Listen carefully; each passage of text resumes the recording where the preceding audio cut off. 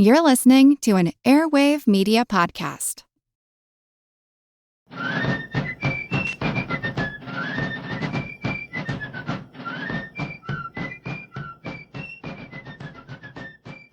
Hello, and thank you for joining the American Revolution. This week, episode 334, The Land Ordinance of 1784. With the Revolutionary War having come to an end, the Continental Congress still needed to deal with issues related to promises made to the Continental Army, and part of those promises were going to be dealt with by giving veterans claims to Western lands. Before it could do any of that, it was going to have to sort out the conflicting state claims to those Western lands. Back in 1763, you'll recall we discussed that London, specifically the Privy Council, had tried to prevent Western migration beyond the Appalachian Mountains. Prior to that royal proclamation, however, British colonial charters had been pretty vague on Western borders and sometimes issued charters that were clearly in conflict with other charters. Part of the reason for this is that Britain wanted to push Western claims as far as possible when it was competing with French claims from Quebec. As a result, states like Massachusetts, Connecticut, New York, and Virginia all had documents that pushed far into the West, by some interpretations all the way to the Pacific Ocean. The newly ratified Treaty of Paris set the western border at the Mississippi River. So that left the question of what to do with all the land between the Appalachian Mountains, east of which is where all the populations were, and the Mississippi River, where Spanish control began.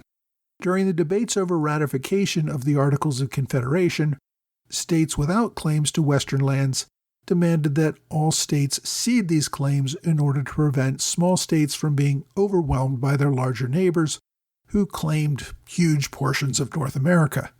The result of part of this was Maryland's refusal to ratify the Articles until Virginia ceded much of its claims to the Western lands. Maryland demanded that these Western lands be ceded to the United States, with all other states abandoning their claims to the land. Now, despite these demands, Virginia opened up a land claims court in Kentucky. It also had folks like Colonel George Rogers Clark on the ground claiming lands in what is today Illinois and areas like that, trying to substantiate Virginia's claims to all lands up to the eastern bank of the Mississippi River. This impasse remained for years until Virginia finally agreed to give up its claims to land north of the Ohio River on the condition that all states ratify the Articles of Confederation. This left Virginia with only what is today West Virginia, Kentucky, and Virginia itself within Virginia's state borders. Finally, because of this concession by Virginia, Maryland ratified the Articles, bringing them into effect. Now, even after that, Congress had trouble negotiating the details of various state borders and making sure all the other state claims were turned over to Congress. New York fought for some time to condition its cession on the guarantee that other states would recognize its claims to Vermont. Virginia was still focused on border disputes in the southwest corner of the state, which conflicted with claims from North Carolina. There were also the claims of private land companies, which also might pose some legal problems for Congress. Eventually, New York dropped the condition of the other states agreeing to its claim in Vermont. It did not drop its own Vermont claims, but it simply said it wouldn't hold up the Western land issue until the Vermont issue was resolved. Virginia similarly did not condition its border dispute with North Carolina on the cession of lands north of the Ohio River. Now, the Congressional Committee trying to resolve all matters also tried to get concessions from Massachusetts and Connecticut to make sure they would give up their land claims as well, but both of those states failed to give any such assurance for several years. I've mentioned before that many of the more distinguished delegates to the Continental Congress had left by the end of the war. One of the big reasons for this was the imposition of term limits. The fact that delegates could not get paid to cover their living expenses also meant that many of those who were not independently wealthy often had to move on to some other job that would pay the bills. Now, one notable name that did return to Congress around this time was Thomas Jefferson. The young Virginian had been a delegate early in the war when he penned the Declaration of Independence, but shortly after that he returned to Virginia. Now, the end of the war was actually a pretty low point in Jefferson's life. He had left the office of the governor in 1781 after getting pretty universal low marks for his term of office. Voters were particularly unhappy with his handling of the British invasion of the state and the government's inability to mount an effective defense. Jefferson spent the next 2 years as a private citizen. He devoted much of this time to his plantation and also to writing his book Notes on the State of Virginia.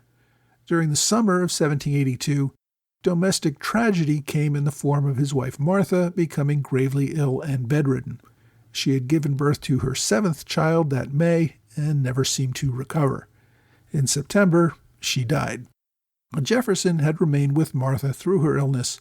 He had been asked several times to serve as foreign minister to France, but he refused to leave his wife. After her passing, Congress asked once again for him to go to France and work on the peace treaty. This time, Jefferson agreed. He left his 2 younger daughters with relatives and took his eldest, 10-year-old Patsy, to accompany him to Europe. Now, I just named 3 daughters. I mentioned that his wife had 7 children. The other 4 had died in childhood long before this time. They hoped to catch a ship to France from Baltimore, but at the time, the harbor was frozen over so that no ship could leave.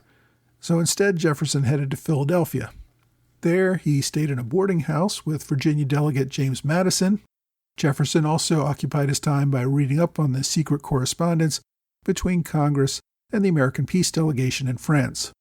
Jefferson and Madison knew each other before this, but during this time together, they became pretty good friends and very involved in each other's lives. In fact, Jefferson encouraged Madison in a love interest during this time. Madison was a 32-year-old bachelor who had become infatuated with Kitty Floyd, the 15-year-old daughter of New York delegate William Floyd, who was also living at the same boarding house as Jefferson and Madison. With Jefferson's encouragement, Madison and Floyd became engaged. Shortly after that, word arrived in Philadelphia that the peace commissioners had agreed to a preliminary peace treaty with Britain. This resulted in both Jefferson and Madison's plans being thwarted. With the peace treaty already finalized, Jefferson saw no reason to go to France and decided to return home to Virginia. News of the peace treaty also caused the delegate from New York, Floyd, to take his family back to Long Island for the first time since the British had captured the island 7 years earlier. Kitty, having turned 16, went back to New York with her father. While she was separated from her fiancé, Kitty fell in love with a medical student and broke off her engagement with Madison.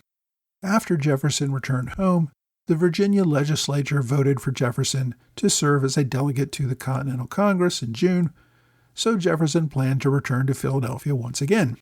Before he could leave Virginia, Congress moved to Princeton following the mutiny of the Continental soldiers in Philadelphia in late June. Jefferson headed north in November, but went to Philadelphia around the same time that Congress was preparing to move from Princeton to Annapolis. Now, it seems that Jefferson did make a showing in Princeton to take his seat nominally, but very quickly returned to Philadelphia and didn't do much of anything in Princeton. While in Philadelphia, Jefferson met up again with Madison and found a tutor for his daughter Patsy. Leaving his daughter in Philadelphia, Jefferson and Madison left for Annapolis in late November, planning to arrive just before the opening of the new session of Congress there. Jefferson seemed to be on the same page as Madison, believing that the Articles of Confederation needed to be strengthened with more power over the states. Jefferson had been assigned to a committee to ratify the final peace treaty. I mentioned a few episodes back that the treaty had arrived in November and had to be ratified by Congress and sent back to Europe before March 3, 1784. Jefferson wrote repeatedly about his frustration that Congress could not get 9 state delegations to show up and ratify the treaty in a timely manner. And once the delegates finally showed up in January, they did ratify the treaty, and Jefferson could focus on other issues. During this time, he regularly corresponded with George Washington. As I mentioned a couple weeks ago, the former general asked Jefferson's advice about the Society of the Cincinnati. Jefferson thought Washington should distance himself from the society.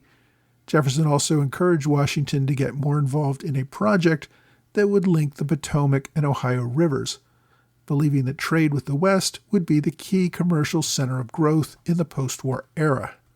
While Jefferson and Washington were considering how to link Virginia to the Northwest Territories, Jefferson also sat on the Congressional Committee that was deciding how this territory was going to be governed. By the time Jefferson arrived in Congress in late November 1783, various committees and advisors had already put forward quite a few suggestions on how to handle the new territories.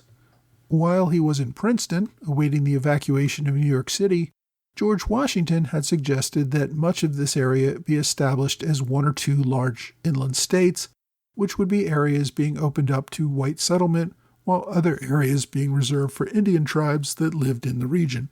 There was also some debate on how the territories would be governed. Congress would institute a temporary government that would remain in place until the territories had a population sufficient to form their own state government. At that time, the people could apply to Congress for statehood and admission to the Union as an equal partner to the existing states. There was no serious consideration of keeping the territories in a perpetual colonial status. There was, however, a great deal of debate on the details about how these territories would be populated and eventually become states. There would be some period of time when Congress governed the region directly. Elbridge Gerry of Massachusetts offered an amendment to ensure that Congress would be solely responsible for governing the territory. Individual states would have no say over the region. Samuel Huntington of Connecticut offered another amendment which required that the new governments be based on Republican principles. The people could not choose to form a monarchy or a dictatorship. David Howell of Rhode Island wanted a slightly different solution, giving the residents a greater say in the initial government to the people who lived there. This was voted down since Congress did not really trust frontiersmen who made the initial settlers to be capable of establishing a government under Republican principles and respectful of the rights and liberties of the people. Congress would have to control the region until a sufficient population settled and created real civilization there that could form a proper state government. And when Jefferson arrived in Congress, he was given the chairmanship of a succession of committees that were responsible for sorting out all of these issues. By February of 1784, Jefferson was working on a committee with Howe, as well as Jeremiah Chase of Maryland. By that time, it seemed that the committee had already worked out most of the details, but it did take several more weeks before the committee issued its final report. That happened in March 1784. The Jefferson Committee report happened around the same time that Virginia's cession of Western territories that today make up Ohio, Indiana, Illinois, Michigan, Wisconsin, and part of Minnesota became final. While initial proposals suggested that settlers define the actual borders of the new territories, Jefferson disagreed with this approach. His report suggested that drawing relatively straight lines through the territory, creating a series of rectangular shapes without regard to natural boundaries, was the way to go. The report mapped out about 10 states and even gave all of them names. A few of the state names are similar to ones that were actually used, like Michigania and Illinois. Another state was named after the hero of the American Revolution, Washington, and another for a critical event in the war, Saratoga. The rest of the states seemed to flow from Jefferson's imagination, combined with his appreciation of Greek and Latin.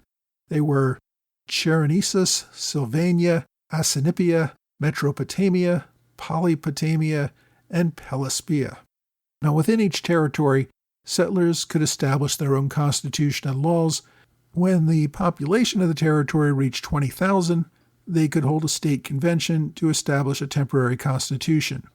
When the population grew to be the size of the least populous state already in the Union, it could apply for statehood. At the time, the least populous state was Delaware, with a population of around 50,000. The report also recommended that slavery be banned from the new territories beginning in 1800. This would have required the support of 9 states. In the end, only 8 states supported the prohibition on slavery. Maryland and South Carolina voted against it.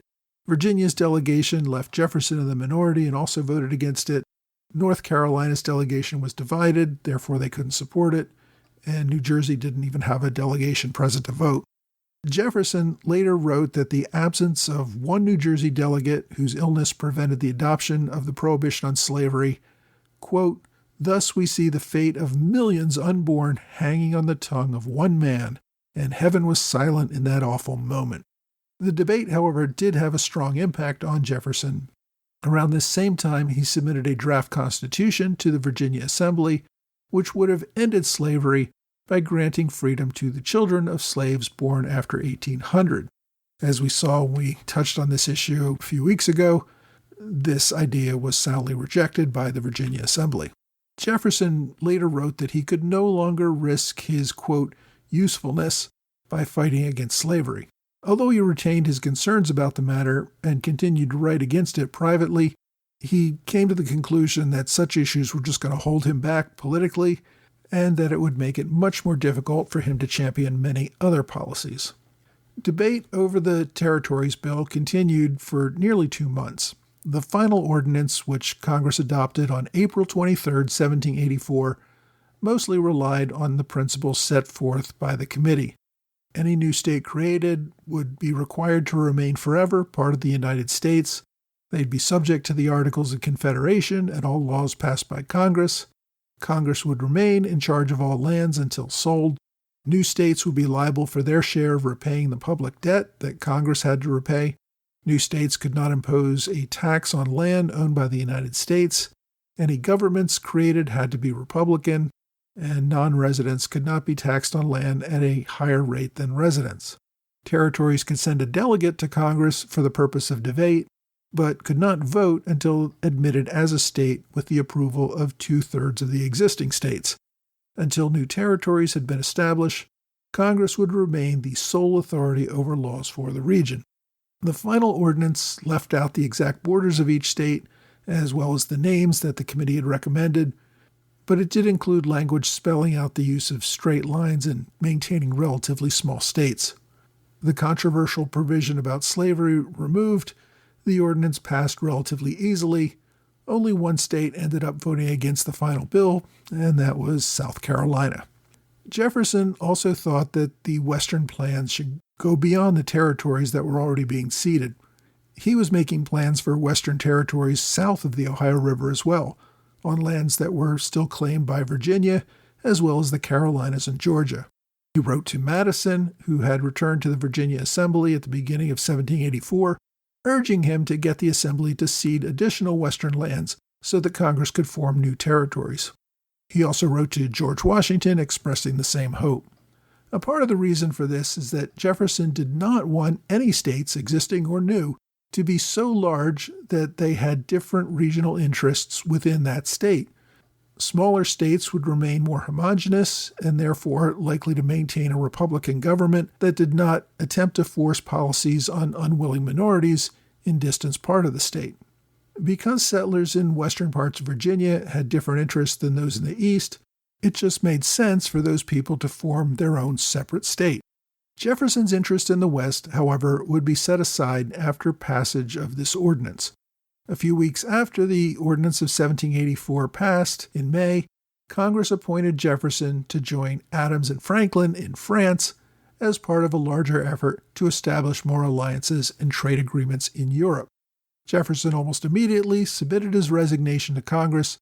He spent the next few weeks preparing for his departure, collecting his daughter Polly from Philadelphia, and bringing with him to Europe one of his teenage slaves, James Hemmings, to be trained as a French chef in Paris. James was the half-brother of Jefferson's wife Martha, but because James's mother was a slave, he was also a slave. Jefferson made his way to Boston. On July 5th, after celebrating America's 8th Independence Day, he boarded a ship for France. Although the Land Ordinance of 1784 made some progress toward resolving how Western territories would evolve, there was still plenty of work to do on that matter. Treaties needed to be worked out with natives, who still claimed most of the land. British soldiers still occupied parts of it. How the new land would be sold or distributed to private landowners still needed to be worked out. There were even still some land claims by Massachusetts and Connecticut that needed to be terminated. So while the ordinance had made some progress, there was still work to do before any of this could actually be implemented. Congress ended its session in June, planning to take up further issues in the next Congress. Americans were, though, looking very much toward the West as America's future. And we'll see more of that next week as Americans try to establish a 14th state called Franklin.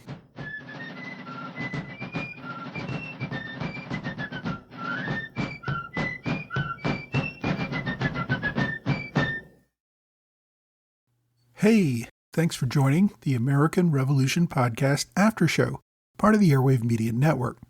Thanks to my Patreon supporters in the Alexander Hamilton Club, George Davis, Mike Hager, John Celentano, and Michael Mulhern. Thanks to Robert Morris Circle supporters, Jason Harrison, Anthony McGinnis, and Patrick LeBeau. I also want to welcome Chris Musto as a Privy Council member and Rick Webster as a standard bearer on Patreon. Like all my Patreon supporters at the $10 level or higher, they will receive a magnet in the mail with a different flag from the American Revolution each month.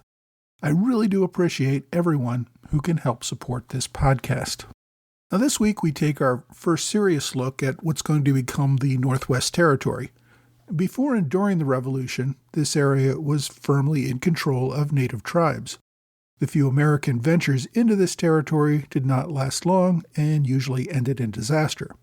British Indian agents from Quebec and Detroit held some influence over these tribes, but the natives also knew they were fighting for their survival as Western migration threatened their lands. Now, the Americans were focused on moving west. Opening new lands to settlement was the greatest source of wealth for the country, and it gave hope to paying off the Army and the other creditors from the Revolutionary War. So, as this war is coming to an end, and in the post-war era, we see a big focus on the western lands. The decision to move into what is today Ohio had strong support from almost all Americans. And what we discussed today, the Land Ordinance Act of 1784, was the first real legal step toward starting this process. And one thing that was clear to the Continental Congress was that they had to avoid the states being divided over this issue, and perhaps eventually going to war with each other over their conflicting land claims. Coming to an agreement on how territory was going to be used was critical. States could not be divided on this issue, or it could literally destroy the Union in its infancy. These initial policies also set the precedent that Western territories would be admitted as states, with equal rights as other states, once their population reached a reasonable level. This wasn't inevitable. Territories could have been held as territories forever. That, of course, has happened in some later cases. The U.S. has held foreign territories for more than a century without them becoming states. The founders, however, understood that not giving equal power to the new Western states would set up a dynamic that they had suffered under with British rule. It would not remain stable forever, and it would probably result in them facing another war. By allowing new states to enter the Union on an equal basis, they prevented this dynamic from even starting. It did, however, set up a sectional fight over admitting states in a way that did not greatly upset the political balance in Congress. But we'll get to that fighting later. Thomas Jefferson played a key role in this ordinance, but much of it was not Jefferson's original ideas. He was pulling from consensus ideas that were already in Congress. We see Jefferson as an effective politician turning this consensus into policy. Now, one of his ideas, the notion that Western states should remain very small, was eventually cast aside. These states, of course, ended up being much larger, often to make sure they could reach a reasonable population for statehood much sooner. As I've said before, Jefferson's role in the Revolution was not an impressive one. He was only in Congress for a short time during the early part of the war, when he happened to be at the right place at the right time to draft the Declaration of Independence. But he left soon after that, and he spent most of the rest of the war in Virginia. He rejected a great many other government positions, and he did spend a few years as governor of the state, but in that role he was not particularly popular or effective. Jefferson's post-war activity, however, becomes much more impressive. His energy and ideas about governing are why we honor and revere him so much today. And we'll also see Jefferson's vision for the West and how it greatly expands when he becomes president. The Ordinance of 1784 was just the start of this. My book recommendation this week is Thomas Jefferson, The Art of Power by John Meacham. This biography looks at Jefferson's life and his use of power, as the title suggests, While it covers what we discussed today, that's only a tiny portion of the book. This book really covers Jefferson's whole life. It's an interesting read for anyone who's interested in this important founder, and especially his role during and after the Revolution more generally. The author, Meacham, is an author and journalist, and he published this book in 2012. My online recommendation is a public domain book called Ohio in the Time of the Confederation. This was published by the Marietta Historical Commission in 1918. It's in the public domain, but it's a great source of original documents from the 1780s era looking at the creation of the Northwest Territory. It looks like archive.org is back up and running properly, so I've provided a direct link to this book on archive.org from my blog and website. My question this week asks, why do you blame King George III for the War for Independence? It's well known that the British monarchy has been nothing but a figurehead since the English Civil War. Well, I've seen this question come up several times. I think I've covered the king's role in this action pretty accurately over the course of this podcast.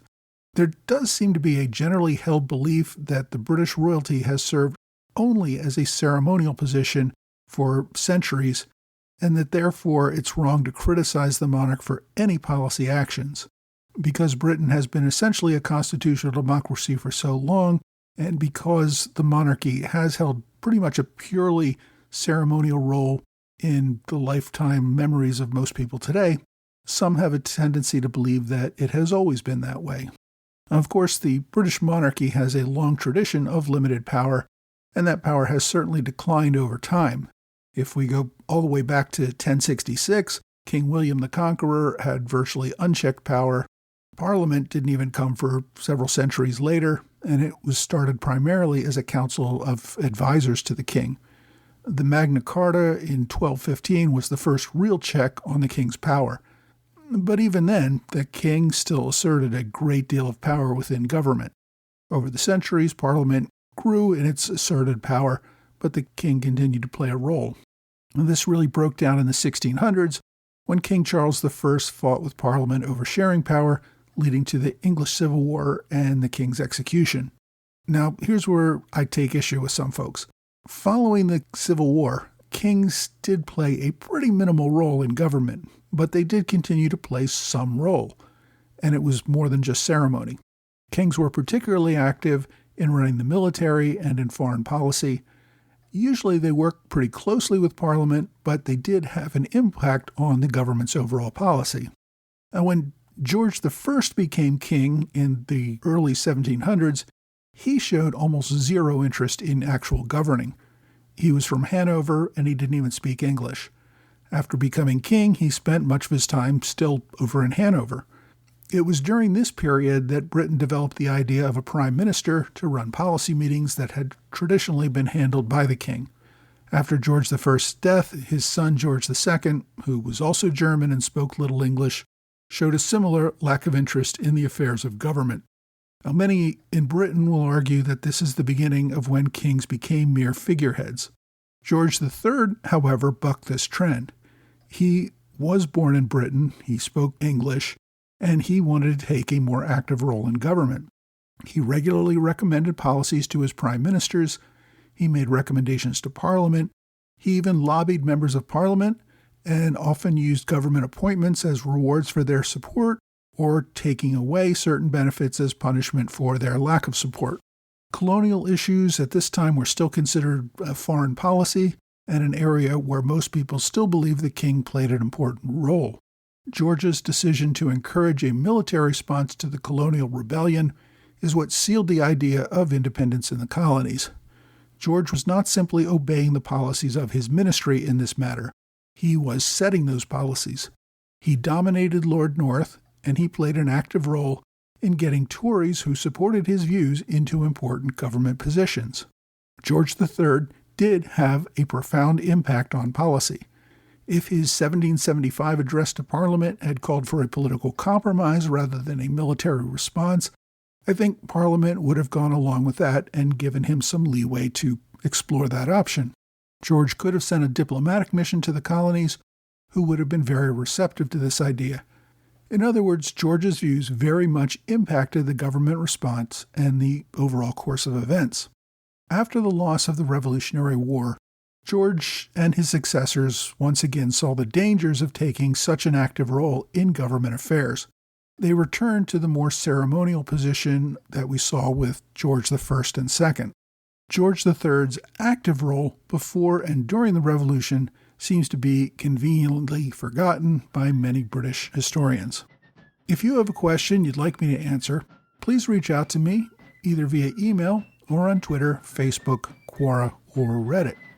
Well, that's all for this week. I hope you will join me again next week for another American Revolution podcast.